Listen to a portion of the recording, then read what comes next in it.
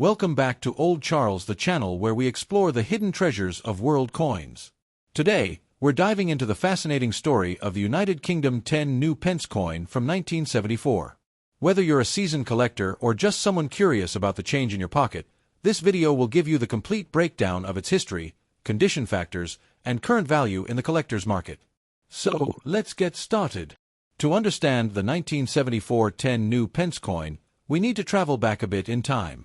The coin was introduced as part of the United Kingdom's decimalisation process that took place in 1971. Before decimalisation, Britain used the old pounds, shillings, and pence system, which was quite complicated.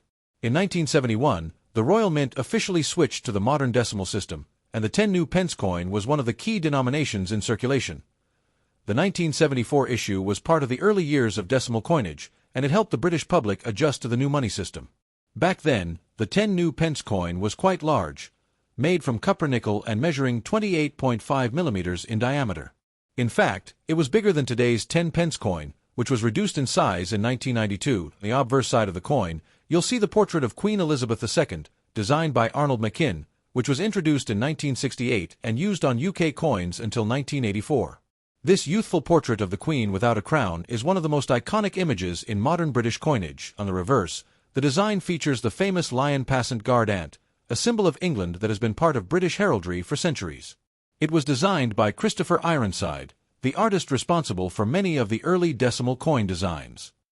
Here are the key details collectors need to know about the 1974 10 new pence coin. Country ***, United Kingdom denomination ***, 10 new pence year ***, 1974 metal composition ***, 75% copper. 25% nickel weight ***, 11.31 grams diameter ***, 28.5 millimeters edge ***, milled, reeded.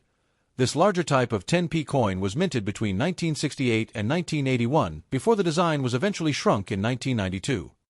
Now, many viewers often ask, is the 1974 10 new pence rare?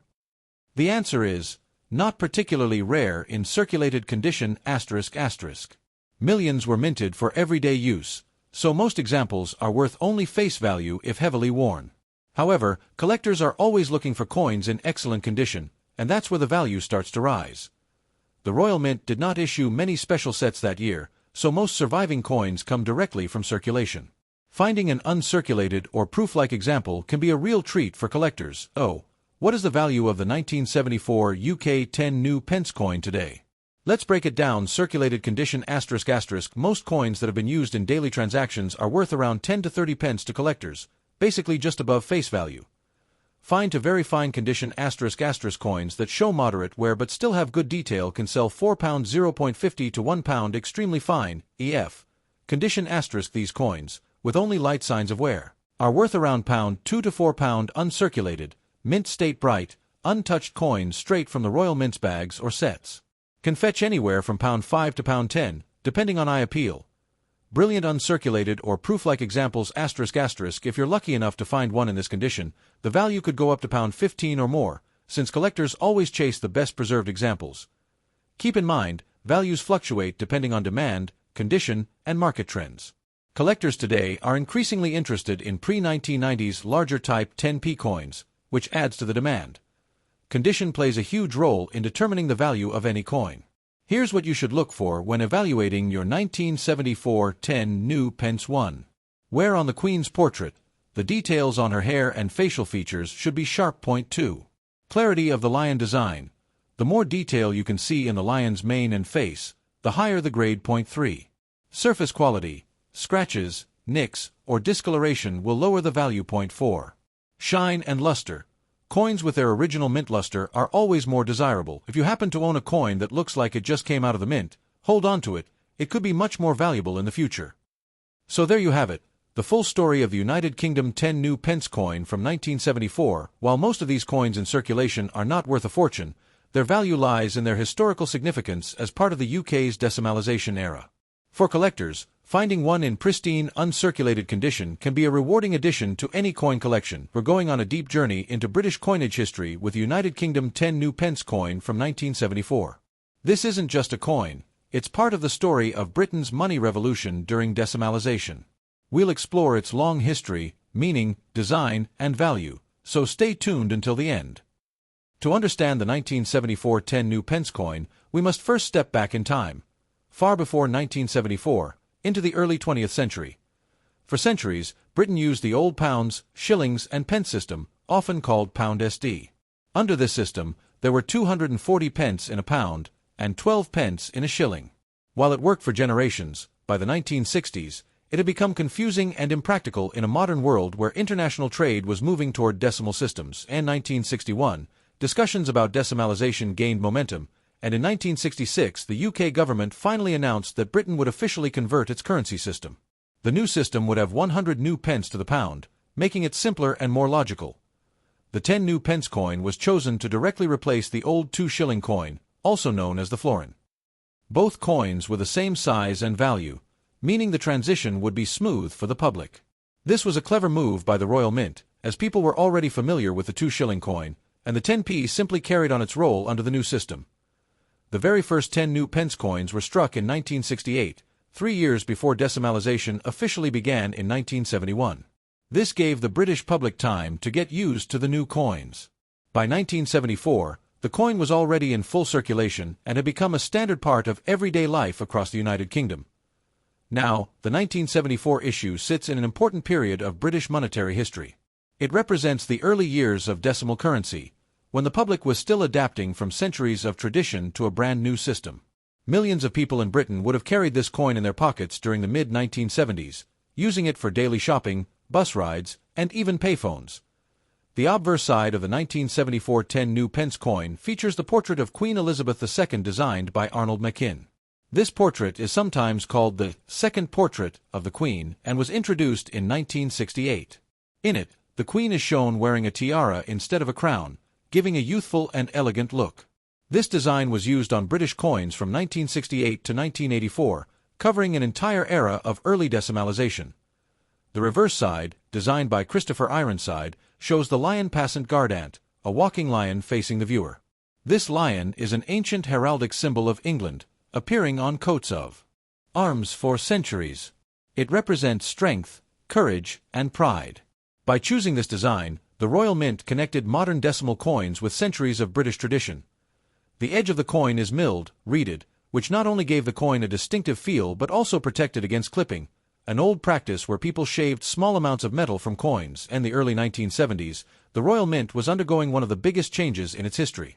Decimalisation meant producing billions of new coins in a short period.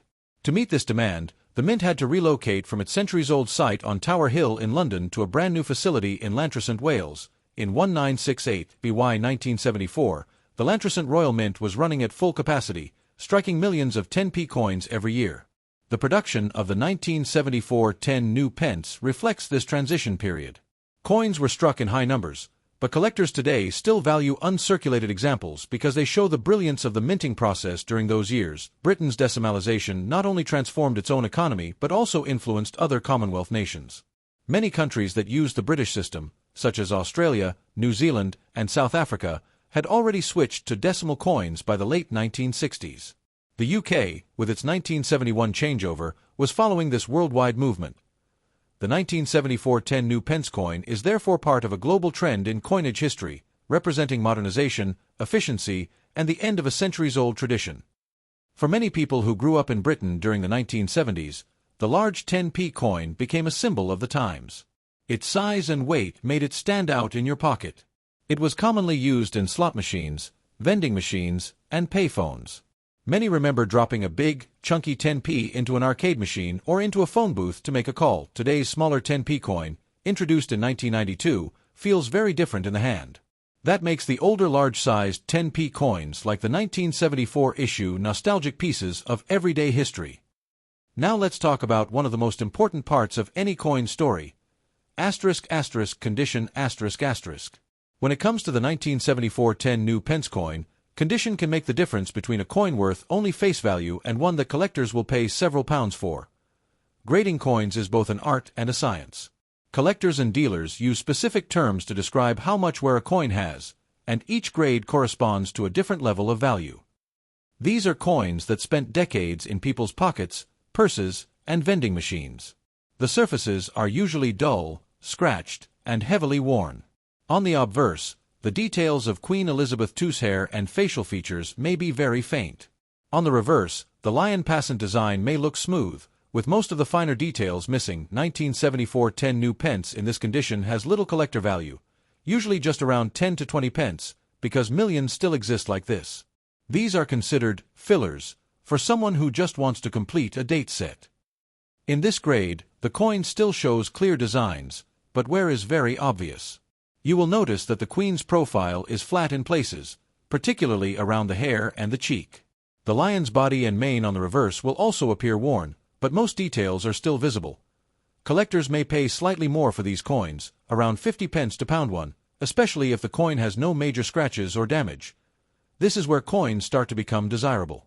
An extremely fine, EF, 1974 10p will show only the lightest signs of wear, usually on the highest points of the design such as the Queen's hair curls or the lion's face. The coin will still have good luster, and the fields, the flat areas of the coin, will be fairly clean.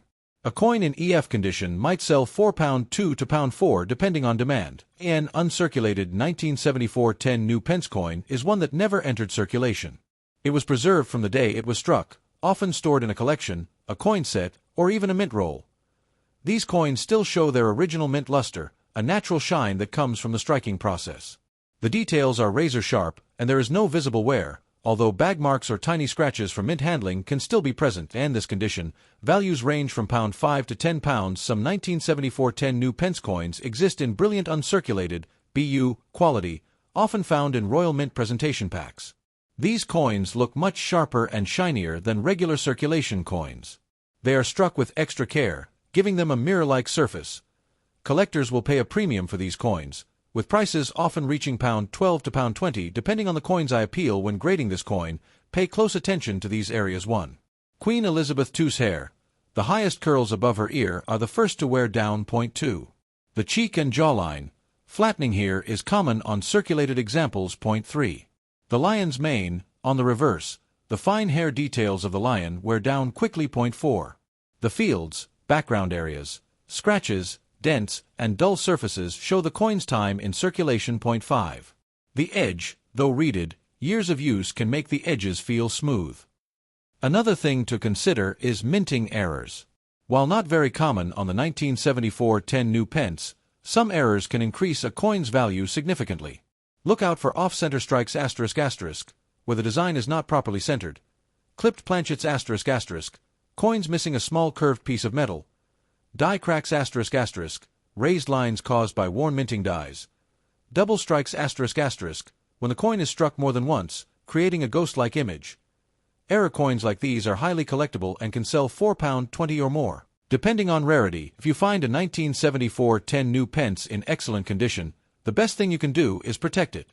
Store the coin in a protective holder, such as a 2x2 flip, a plastic capsule, or a coin album page.